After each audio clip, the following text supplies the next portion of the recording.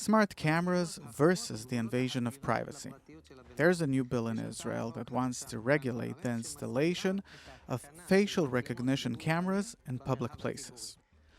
The goal is to help police fight crime and make things more safe for the public.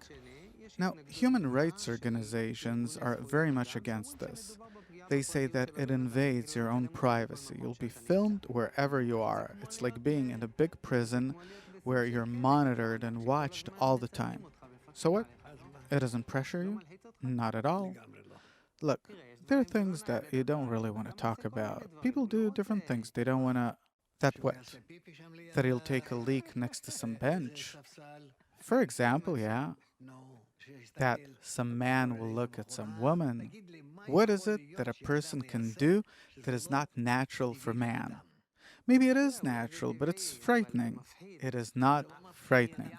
To begin with, this is how we have to relate to a person, that he is entirely an egoist and that we're not impressed by it. And they can watch me all the time. It's like being in front of doctors. Do I feel shame? No.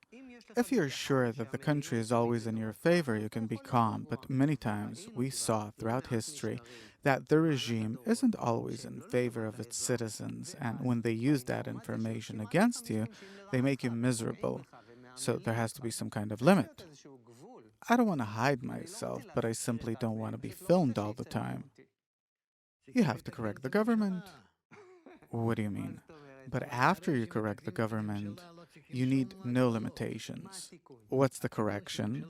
That the government will act to the benefit of its citizens, and people will feel it. People will feel that in the government there are psychologists, doctors, decent, intelligent people that understand human nature, and that will make a complete change. It'll force us to take a completely new point of view.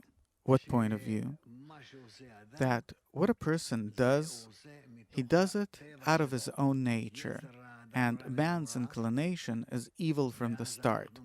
And then we discover, God help us, look at who we are. But this is who we are. We don't hide ourselves as if we have nothing to correct. But look at who we are and what we have to correct, and let's correct it, because we have to. But let's see the truth. What is a corrected person like? That he has nothing to be ashamed of, not because he's insolent. Why then? Because he accepts his nature as is and wants to correct it. He wants to be good in the eyes of everyone, as much as he can. Do you believe that a person can be good? If we don't hide these cameras, then yes, we will see that we have no choice but that we have to be good.